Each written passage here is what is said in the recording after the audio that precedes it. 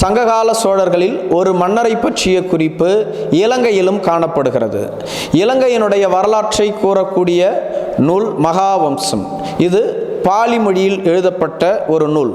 இந்த நூலில் எல்லாளன் என்ற ஒரு தமிழ் மன்னன் இலங்கையை நீதி நெறி மாறாமல் 44 ஆண்டு காலம் அனைவருக்கும் நல்லாட்சியை வழங்கினான் என்ற குறிப்பு உள்ளது. மகாவம்சத்தின்படி இவன் ஒரு சோழ அரசமரபை சார்ந்தவன் என்றும் இவன் தமிழகத்திலிருந்து ஒரு பெரும் படையோடு வந்து இலங்கையின் அனுராதபுர அரசனை வீழ்த்தி அனுராதபுரத்தை கைப்பற்றி 44 ஆண்டு காலம் சிறப்பான ஆட்சியை இலங்கை மக்களுக்கு வழங்கினான் என்ற குறிப்பு உள்ளது. அதே சமயத்தில் இலங்கையின் வடபகுதியில் வாழ்ந்து வரக்கூடிய தமிழ் ஆய்வாளர்கள் எல்லாளன் என்பவன் தமிழகத்திலிருந்து இங்கு வரவில்லை, அவன் இலங்கையின் இன்றைய வடபகுதியான வன்னி பகுதியில் ஆட்சி செய்த ஒரு அரச மரபை சார்ந்தவன். இன்றளவும் பேபிக்குளம் என்ற பகுதி சோழர்களுக்கான ஆட்சி பகுதியாக அறியப்படுகிறது. இந்த வன்னி பகுதியில் அமைந்துள்ள பேபிக்குளம் பகுதியை உருவாக்கியதே இந்த எல்லாளன் என்ற மன்னன் தான். இவன் இலங்கையைச் சேர்ந்த ஒரு தமிழ் மன்னன். இவன் தமிழகத்திலிருந்து இங்கு படையெடுத்து வரவில்லை என்று அவர்கள் குறிப்பிடுகிறார்கள். அதே சமயத்தில் மகாவம்சத்திலோ இவன் தமிழகத்திலிருந்து இவனது தகப்பனார் சேனன் என்பதாகும்.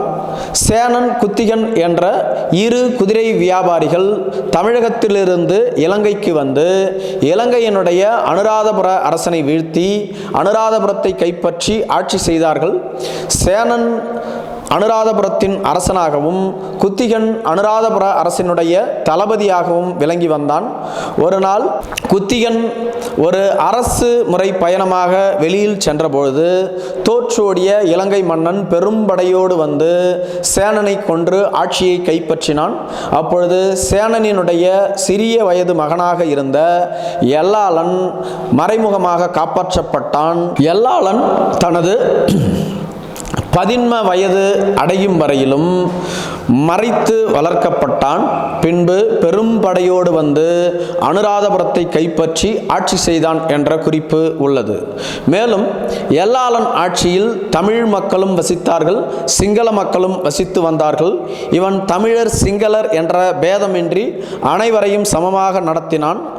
எல்லாளன் அரண்மனையிலும் ஒரு மணி உள்ளது. இந்த மணி நீதி நெறி வழங்கும் மணி. யார் குறை என்று இந்த மணியை வந்து அடித்தாலும் அவர்களது குறையை இவன் தீர்த்துள்ளான். ஒரு நாள் ஒரு மூதாட்டி நெல்லை காய போட்டு கொண்டிருக்கும் பொழுது தவறுதலாக மழை பெய்து நெல் நாசமானது. அப்பொழுது அது மழைக்காலம் இல்லை. எனவே அந்த மூதாட்டி எல்லாளனிடம் வந்து, நான் நெல்லை காய போட்டிருந்தேன், மழை பெய்து நெல்லை நாசமாக்கிவிட்டது, இது மழைக்காலம் இல்லை, அப்படி இருந்தும் எனது நெல் வீணாகிவிட்டது, அதற்கு என்ன பதில் கூறுகிறீர்கள் என்று கேட்டபோது எல்லாளன் அவர்களுக்கு நெல்லை வழங்கிவிட்டு இனி பருவம் தவறி மழை பெய்யக்கூடாது என்று வருண பகவானுக்கே கட்டளையிட்டதாக கூட ஒரு கூற்று உள்ளது. இதே போன்று எல்லாளனுடைய மகனும் ஒரு நகர உலாவின் பொழுது ஒரு பசுவின் கன்றை அடித்து கொன்றுவிட்டான். எல்லாளன் தனது மகனை பசுவிற்கு நீதி வழங்க வேண்டி அதே தேர்காலிலிட்டு கொன்றான் என்ற செய்தி குறிப்பும் உள்ளது. மேலும் ஒரு நாள் எல்லாளன் மிக அவசரமாக இலங்கையில் மறுபுறத்தில் வசித்து கொண்டிருந்த தனது தாயினுடைய இறப்பு செய்தியை கேட்டு சென்று கொண்டிருந்த போது தவறுதலாக பௌத்த விகாரையினுடைய தாது கோபத்தில் அவனது தேர் சக்கரம் பட்டு தாது கோபுரம் மட்டும் இடிந்துவிட்டது. அந்த தாது கோபத்தை இடித்ததனால் தன் தவற்றை உணர்ந்து தனது தாயின் இறுதிச் சடங்கிற்கே செல்லாமல் அந்த தாது கோபம் கட்டி முடிக்கும் வரையில் அங்கேயே இருந்தான்.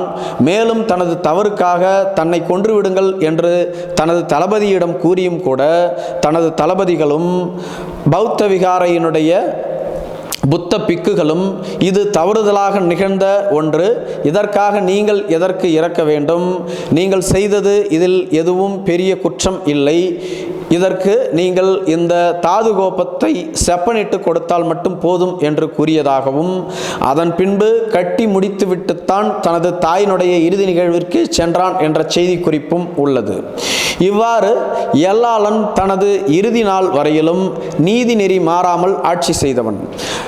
இலங்கையை 44 ஆண்டு காலம் ஆட்சி செய்தான் என்றும், இவனது 77வது வயதில் அனுராதபுரத்தின் அரசை வீழ்த்துவதற்காக இலங்கையின் தென் பகுதியில் இருந்த ரோகண அரசின் மன்னனான தொட்டகாமினி மிக பெரும் படையோடு வந்து எல்லாளனை வீழ்த்தினான் என்ற செய்தி குறிப்பு உள்ளது. இந்த தொட்டகாமினி என்பவன் நேரடியாக எல்லாளனை வீழ்த்தவில்லை, பல சதி வேலைகளில் ஈடுபட்டும் குறுக்கு வழிகளை கையாண்டும் தான் வீழ்த்தினான் என்ற செய்தி குறிப்பும் உள்ளது.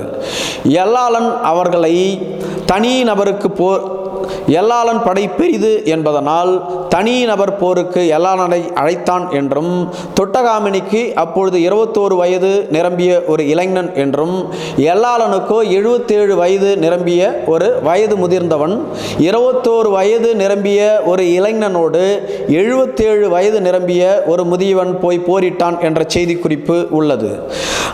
எல்லாளனுடைய தளபதிகள் நீங்கள் போரிட வேண்டாம் என்று எவ்வளவு கேட்டுக்கொண்டும் கூட எல்லாளன் தமிழ் அரச முறைப்படி ஒருவன் தனி நபர் போருக்கு தன்னை அழைத்தும் தான் செல்லாமல் இருந்தால் அது தமிழ் குலத்திற்கே இழுக்கு, எனவே நான் போரில் இறந்தாலும் பரவாயில்லை போரிடுவேன் என்று சென்று போரிட்டதாகவும், அப்பொழுதும் கூட எல்லாளனை அவனது யானையினுடைய பெயரை கூறி எல்லாளனை திசை திருப்பி வஞ்சகமான முறையில் கொலை செய்தான் என்றும் கூறப்படுகிறது.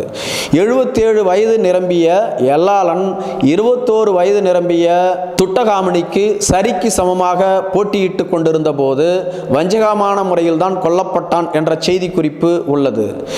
இந்த கொலைக்கு பின்பு மனம் வருந்திய தொட்டகாமினி 77 வயது நிரம்பிய நீதிநெறி மாறாமல் ஆட்சி செய்த நேர்மையான ஒரு அரசனை கொன்றுவிட்டோம், அதுவும் சூழ்ச்சியால் கொன்றுவிட்டோம் என மனம் வெதும்பி எல்லாளன் இறந்த இடத்திலேயே அவருக்கு ஒரு நினைவு மண்டபத்தை எழுப்பினான் என்றும், இன்றளவும் அந்த நினைவு மண்டபம் அந்த இடத்தில் அப்படியே உள்ளதாகவும், அந்த வழியாக கடந்து செல்பவர்கள் அனைவரும் எல்லாளனை வணங்கிவிட்டுத்தான் செல்லுகிறார்கள் என்ற குறிப்பும் உள்ளது. அதே சமயத்தில் பிற்காலத்தில் இது ஒரு சில அரசியல் சூதுகளும் நிகழ்ந்துள்ளது. அதாவது அந்த மண்டபம் எல்லாளனுடையது இல்லை, அது தொட்டகாமினியினுடைய மண்டபம் என்று கூட சிங்கள இனவெறியர்கள் தொடர்ந்து கூறி வருகிறார்கள். ஏனெனில் எல்லாளன் என்பவன் இன்றளவும் தமிழ் மன்னனாக அறியப்படுகிறான், தொட்டகாமினி என்பவன் இன்றளவும் சிங்கள மன்னனாக அறியப்படுகிறான். தொட்டகாமினியை பெருமைப்படுத்துவதற்காக இலங்கை அரசாங்கமே அவனை போற்றும் விதத்தில் ஒரு படத்தையே எடுத்துள்ளது. இதேபோன்று தொட்டகாமினியினுடைய பெயரை பெருமைப்படுத்துவதற்காக தொட்டகாமினியினுடைய பெயரில் இலங்கை இராணுவத்தில் கெமுனு என்ற ஒரு படைப்பிரிவே செயல்பட்டு வருகிறது இன்றளவும். இப்படி சங்ககால சோழ மன்னர்களில் இவர்கள் இருவரது பெயர்கள்தான் குறிப்பிடப்பட்டுள்ளது. மற்ற 50 மன்னர்களினுடைய பெயர்கள் குறிப்பிடப்படவில்லை. இதேபோன்று நாம் ஏற்கனவே கூறியபடி கல்வெட்டுகளில் நாம் குறிப்பிட்ட மன்னர்களினுடைய பெயர்கள் இல்லை, செப்பேடுகளில் மட்டுமே நாம் குறிப்பிடப்பட்ட மன்னர்களினுடைய பெயர்கள் உள்ளது. இந்த செப்பேடுகளை நாம் ஏற்கனவே கூறிவிட்டோம். இது தனிநபர் ஆவணம், இது பொதுவான ஆவணம் இல்லை என்று. நன்றி.